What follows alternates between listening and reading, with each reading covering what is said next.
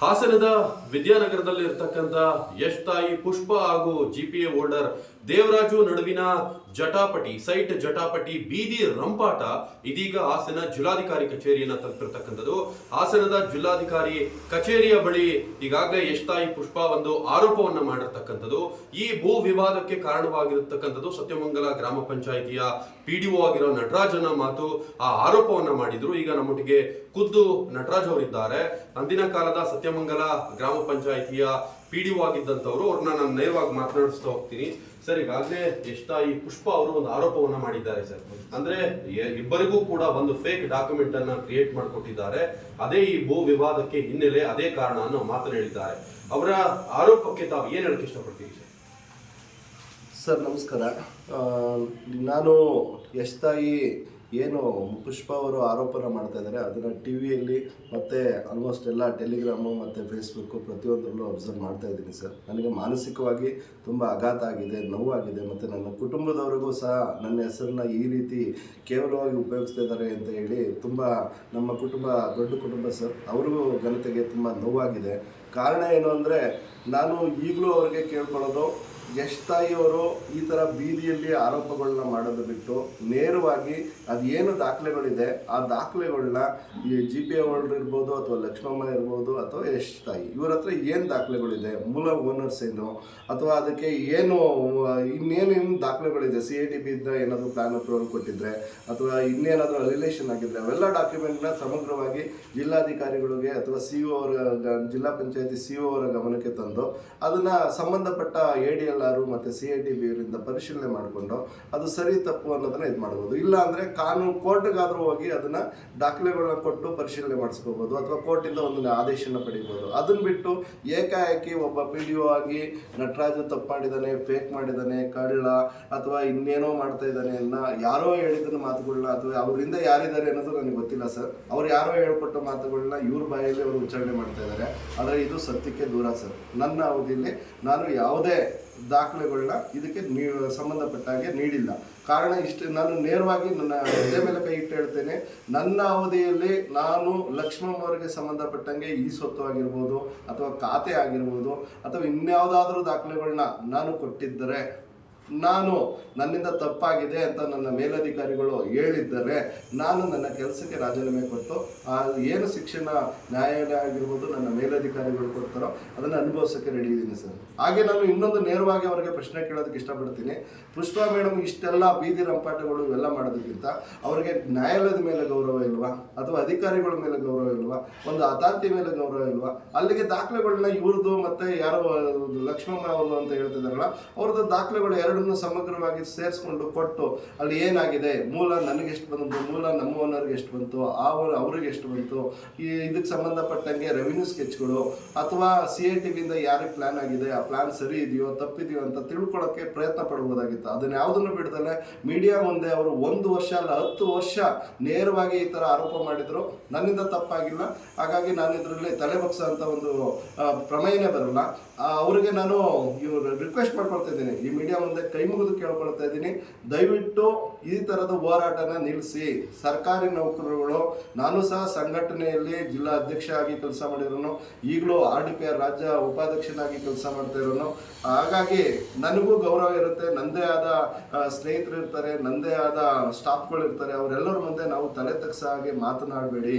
ಯಾಕೆಂದರೆ ಸತ್ಯ ಯಾರಿಗೂ ಗೊತ್ತಿರೋದಿಲ್ಲ. ನೇರವಾಗಿ ನೀವು ಹೇಳೋದನ್ನ ಕೆಲವರು ನಂಬಿಡ್ತಾರೆ. ಕೆಲವರು ನಮಗೆ ಆಲ್ರೆಡಿ ಆತ್ಮೀಯ ಸರ್ಕಲ್ ಇರೋರು ಬಹುಶಃ ಅವ್ರಿಗೆ ಗೊತ್ತಿಲ್ಲದಲ್ಲೇ ಮಾಹಿತಿ ಕೊರತೆಯಿಂದ ಮಾತಾಡ್ತಾ ಇದ್ದಾರೆ, ಅಂಥವ್ರನ್ನ ಇಗ್ನೋರ್ ಮಾಡು ಅಂತ ಹೇಳ್ಬೋದು.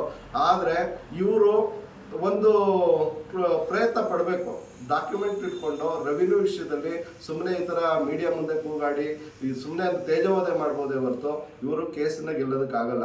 ಅದು ಲಕ್ಷ್ಮಮ್ಮ ಇರ್ಬೋದು ಅಥವಾ ಇವರು ಇರ್ಬೋದು. ನೇರವಾಗಿ DC ಅವರಿಗೆ ಮತ್ತು CEO ಅವರಿಗೆ ದಾಖಲೆಗಳನ್ನ ಕೊಟ್ಟು ಇದನ್ನು ತುರ್ತಾಗಿ ಸರ್ವೆ ಮಾಡಿಸಿ ಇದರ ಸತ್ಯತೆಗಳನ್ನ ತಿಳಿಸ್ಕೊಡಿ ಅಂತ ಕೇಳಿದರೆ ಅವರು ಅದನ್ನು ಮಾಡ್ಕೊಳ್ಬೋದು. ಆದರೆ ಈ ಕೆಲಸನ ಬಹುಶಃ ಇವರಿಬ್ಬರು ಮಾಡ್ತಾ ಇಲ್ಲ ಅನ್ಸುತ್ತೆ. ಇಬ್ಬರು ಅಲ್ಲಿ ಹೋಗ್ಬೋದು, ಇಲ್ಲ ನ್ಯಾಯಾಲಯಕ್ಕಾರು ಹೋಗ್ಬೋದು, ಇಲ್ಲ ಜಿಲ್ಲಾಡಳಿತಕ್ಕಾರು ಹೋಗ್ಬೋದು.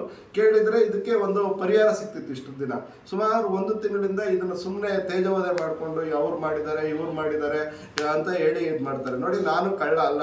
ಹಾಗೆ ನಾನು ಒಂದು ಉತ್ತಮವಾದ ಕುಟುಂಬದಿಂದ ಬಂದಿರೋನು.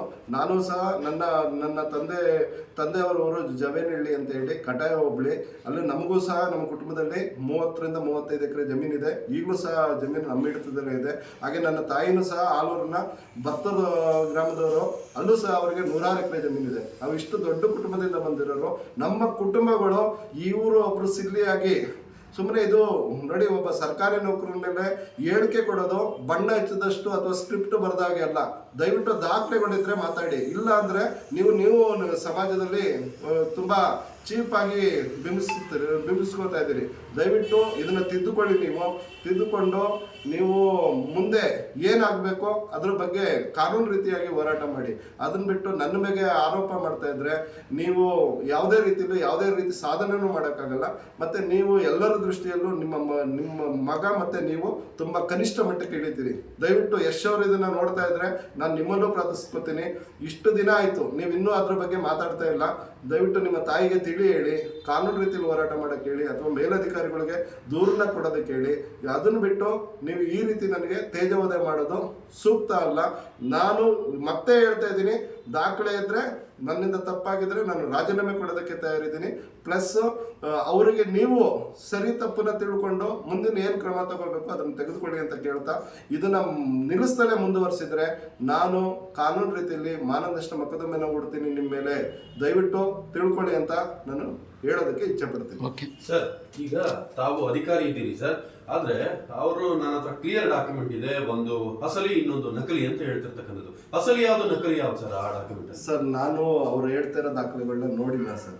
ಬಟ್ ನನ್ನ ಮೇಲೆ ನಂಬಿಕೆ ಇದೆ. ಮತ್ತೆ ನಾನು ಈ ಮೀಡಿಯಾದಲ್ಲಿ ಕೆಲವು ಎಲ್ಲ ಕಡೆ ಬಂದಂಥ ಕ್ಲಿಪ್ಪಿಂಗ್ಸಲ್ಲಿ ನೋಡಿದ್ದೀನಿ. ಮತ್ತೆ ನನಗೂ ಸಹ ಜ್ಞಾಪಕ ಇದೆ, ನಾವೊಬ್ಬ ಸರ್ಕಾರಿ ನೌಕರ ಆದನು ಯಾವುದೇ ಖಾತೆನ ಇನ್ನೊಬ್ಬರಿಗೆ ಬೋಗಸ್ ಮಾಡೋದಕ್ಕಾಗಲ್ಲ. ಯಾಕೆಂದರೆ ನಾಳೆ ಮೀಡಿಯಾ ಮುಂದೆನೂ ಬರಬೇಕಾಗುತ್ತೆ, ಕೋರ್ಟ್ ಮುಂದೆ ಹೋಗ್ಬೇಕಾಗುತ್ತೆ, ಲೋಕಾಯುಕ್ತದ ಮುಂದೆ ಹೋಗ್ಬೇಕಾಗುತ್ತೆ. ನಮಗೆ ನಮ್ಮದೇ ಆದ ಒಂದು ಫ್ರೇಮ್ ವರ್ಕ್ ಇದೆ ಸರ್. ಮತ್ತೆ ನಾವು ಗಾಜಿನ ಮನೆಯಲ್ಲಿ ವಾಸ ಮಾಡೋರು. ಅವರು ಎಷ್ಟೇ ನೋವಾಗಿ ಮಾತಾಡಿದ್ರು ನಾವು ತಪ್ಪಿರಲಿ ಬಿಡಲಿ ನಮಗೆ ಏಟಾಗುತ್ತೆ ಸರ್. ದಯವಿಟ್ಟು ಅವರು ಈ ಥರ ಸಿಲ್ಲಿ ಹೇಳಿಕೆಗಳನ್ನ ಬಿಟ್ಟು, ತಪ್ಪಿದ್ರೆ ನಾನು ಹೇಳ್ತಾ ಇಲ್ವಾ ಸರ್, ತಪ್ಪನ್ನು ತೋರಿಸಿದ್ರೆ ನಾನು ರಾಜೀನಾಮೆ ಕೊಟ್ಟು ನನ್ನ ಕೆಲಸಕ್ಕೆ ಶಿಕ್ಷೆ ಅನುಭವಿಸೋಕ್ಕೆ ರೆಡಿ ಇದ್ದೀನಿ. ದಯವಿಟ್ಟು ಈ ರೀತಿ ಅವರು ಮಾತಾಡೋದನ್ನು ನಿಲ್ಲಿಸೋದಕ್ಕೆ ಹೇಳಿ, ಕಾನೂನಿಗೆ ಗೌರವ ಕೊಟ್ಟು, ನ್ಯಾಯಾಲಯಕ್ಕೆ ಗೌರವ ಕೊಟ್ಟು, ಅಧಿಕಾರಿಗಳಿಗೆ ಗೌರವ ಕೊಟ್ಟು, ಆ ದಾಖಲೆಗಳನ್ನ ಕೊಟ್ಟು ಪರಿಶೀಲನೆ ಮಾಡಿಸ್ಕೊಂಡು ಸತ್ಯ ಯಾರಿಗಿದೆ, ಸತ್ಯ ಅಕಸ್ಮಾತ್ GPA ಹೋಲ್ಡರ್ ದೇವರಾಜ್ ಇರ್ಬೋದು ಅಥವಾ ಲಕ್ಷ್ಮಮ್ಮ ಇರ್ಬೋದು, ಅವ್ರದ್ದು ತಪ್ಪಾಗಿದ್ರೆ ಅವರಿಗೆ ತಪ್ಪು ಅಂತ ಮನವರಿಕೆ ಮಾಡಿಕೊಡ್ಬೇಕು. ಅಥವಾ ಇವ್ರದ್ದೇ ತಪ್ಪಾಗಿದ್ರೆ ಹೌದು ನಮ್ಮಿಂದ ನಾವು ಮೋಸ ಹೋಗಿದ್ವಿ, ತಪ್ಪಾಗಿದ್ವಿ ಅಂತ ಹೇಳಿ ಮೋಸ ಹೋದವ್ರ ಮೇಲೆ ಅವರು ಕ್ರಮ ವಹಿಸಬೇಕೇ ಹೊರತು ನನ್ನ ಮೇಲೆ ಹೇಳಿಕೆ ಕೊಟ್ಟರೆ, ದಾಖಲೆಗಳನ್ನ ಕೊಡದಲ್ಲೇ, ನನ್ನ ಅವಧಿದು ದಾಖಲೆ ಕೊಡದಲ್ಲೇ ಹೇಳಿಕೆ ಕೊಟ್ಟರೆ ಅದು ಅವರ ಮುಟ್ಟಾಡ್ತನ ಅನ್ಬೋದೇ ಹೊರತು, ಅಥವಾ ಅವರಿಗೆ ಒಂದು ಎಜುಕೇಶನ್ನ ಕೊರತೆಯಿಂದ ಈ ಥರ ಮಾತಾಡ್ತಿದ್ದಾರೋ ಅಂತ ಅನಿಸುತ್ತೆ. ಅವ್ರು ಬಿಟ್ಟರೆ ನನಗೆ ಇನ್ನೇನು ಅನಿಸಲ್ಲ ಸರ್. ಸರ್, ಅಂದ್ರೆ ಅವ್ರು ಹೇಳ್ತಿರ್ತಕ್ಕಂಥದ್ದು GPA ಹೋಲ್ಡರ್ ದೇವರಾಜು ತಮಗೆ ಸಂಬಂಧಿಯಾಗಿದ್ದಾರೆ, ಹಾಗಾಗಿ ಇಬ್ರು ಸೇರಿ ಈ ಥರದ್ದೊಂದು ಡಾಕ್ಯುಮೆಂಟ್ನ ಫೇಕ್ ಕ್ರಿಯೇಟ್ ಮಾಡಿದ್ದೀರಿ ಅಂತ ಹೇಳ್ತಿದ್ದಾರೆ. ಸರ್, ನಾನು ಈಗ ಆಲ್ರೆಡಿ ಹೇಳಿದ್ದೀನಿ, ನನ್ನ ಅವಧಿಯಲ್ಲಿ ಯಾವುದಾದ್ರೂ ಒಂದು ದಾಖಲೆನ ಕ್ರಿಯೇಟ್ ಮಾಡಿದ್ದೀನಿ ಅನ್ನೋದು ತೋರಿಸ್ಲಿ ಸರ್. ತೋರಿಸ್ತಾನೆ ಸುಮ್ಮನೆ. ಈಗ ನಾನು ಹಾಸನದಲ್ಲಿ ಮೂಲತಃ ಒಕ್ಕಲಿಗ ಕುಟುಂಬಕ್ಕೆ ಬಿಲಾಂಗ್ಸ್ ಟು ಸರ್. ಹಂಗಾಗಿ ನನಗೆ ಎಲ್ಲ ರೀತಿಯವರು, ನನ್ನ ತಾಯಿ, ನನ್ನ ತಂದೆಯವರೆಲ್ಲ ಅನಾದಿ ಕಾಲದಿಂದಲೂ ಇಲ್ಲೇ ಬಾಳಿ ಬದುಕ್ತಾ ಇರೋದ್ರಿಂದ ತುಂಬ ಜನ ಸಂಬಂಧಿಕರಿದ್ದಾರೆ ಸರ್. ದೂರದ ಸಂಬಂಧಿಕರಿದ್ದಾರೆ, ಹತ್ತಿರದ ಸಂಬಂಧಿಕರಿದ್ದಾರೆ. ಹಂಗಂತ ಹೇಳಿ ನಾನು ನನ್ನ ಸಂಬಂಧಿಕರು ಯಾರೋ ರಾಜಕಾರಣಿ ಹೇಳಿದ್ರು ಅಥವಾ ಹಿರಿಯ ಅಧಿಕಾರಿ ಹೇಳಿದ್ರು ಅಥವಾ ಸ್ನೇಹಿತರು ಹೇಳಿದ್ರು, ನಾನು ಯಾವುದೇ ಕೆಲಸ ಆ ರೀತಿ ಮಾಡಲ್ಲ ಸರ್. ನಾನು ಯೂನಿವರ್ಸಿಟಿಯಲ್ಲಿ ಕಷ್ಟಪಟ್ಟು ಓದಿ MBA LLM ಮಾಡಿದ್ದೀನಿ. ಪ್ಲಸ್ಸು ನೇರ ನೇಮಕಾತಿಯಲ್ಲಿ ಎಕ್ಸಾಮ್ಸ್ ಬರೆದು ಆಯ್ಕೆ ಆಗಿರೋನು ಸರ್. ನಾನು ಯಾರ ಆಶೀರ್ವಾದದಲ್ಲೂ ಬಂದಿಲ್ಲ ಅಥವಾ ಯಾರಿಗೋ ಭಿಕ್ಷೆಯಲ್ಲಿ ಕೆಲಸ ಮಾಡ್ತಾ ಇಲ್ಲ. ನಾನು ಕಷ್ಟಪಟ್ಟು ಓದಿ ಕೆಲಸಕ್ಕೆ ಬಂದು ಮಾಡ್ತಾ ಇದ್ದೀನಿ. ನನ್ನ ಕೆಲಸದ ಬಗ್ಗೆ ಗೌರವ ಇದೆ. ಮತ್ತು ನನ್ನ ವಿದ್ಯೆ, ನಾನು ಆ ಥರ ತಪ್ಪು ಮಾಡಿದರೆ ನನ್ನ ವಿದ್ಯೆ, ನಾನು ಅಷ್ಟು ಓದಿದ್ದು ನನಗೆ ವಿದ್ಯೆಗೆ ನನ್ನ ಅಗೌರವ ಮಾಡಿದಾಗುತ್ತೆ. ನಾನು ಹಾಗಾಗಿ ತಪ್ಪು ಮಾಡಿಲ್ಲ ಸರ್. ಇದಿಷ್ಟು ಅಂದಿನ ಕಾಲದ ಗ್ರಾಮ ಪಂಚಾಯಿತಿಯಲ್ಲಿ PDO ಆಗಿದ್ದಂಥ ನಟರಾಜ್ ಅವರ ಮಾತುಗಳು. ಅಂದ್ರೆ ಅವರು ಹೇಳ್ತಿರ್ತಕ್ಕಂಥದ್ದು, ನಾನು ಏನಾದರೂ ಈ ಫೇಕ್ ಡಾಕ್ಯುಮೆಂಟ್ನ ಕ್ರಿಯೇಟ್ ಮಾಡಿದ್ರೆ, ನಾನು ಅದಕ್ಕೆ ಅದೇನಾದರೂ ಪ್ರೂವ್ ಆದರೆ ನಾನು ಶಿಕ್ಷೆ ಅನುಭವಿಸ್ತೀನಿ. ಜೊತೆಗೆ ಏನು ಅವರು ಏನಾದರೂ ನನ್ನ ಮೇಲೆ ಇದೇ ಥರ ಏನಾದರೂ ಅವರು ಹೀಗೆ ಆರೋಪವನ್ನು ಮಾಡ್ತಾ ಹೋದ್ರೆ ಅವರಿಗೆ ನಾನು ಮಾನನಷ್ಟ ಮೊಕದ್ದಮೆಯನ್ನು ಕೂಡ ಆಗ್ತೇನೆ ಅನ್ನೋ ಮಾತನ್ನ ಅವ್ರು ಹೇಳಿರ್ತಕ್ಕಂಥದ್ದು. Chetan Surya, Guarantee News, Hassan. Guarantee News, ಸುದ್ದಿ ಖಚಿತ, ನ್ಯಾಯ ನಿಶ್ಚಿತ.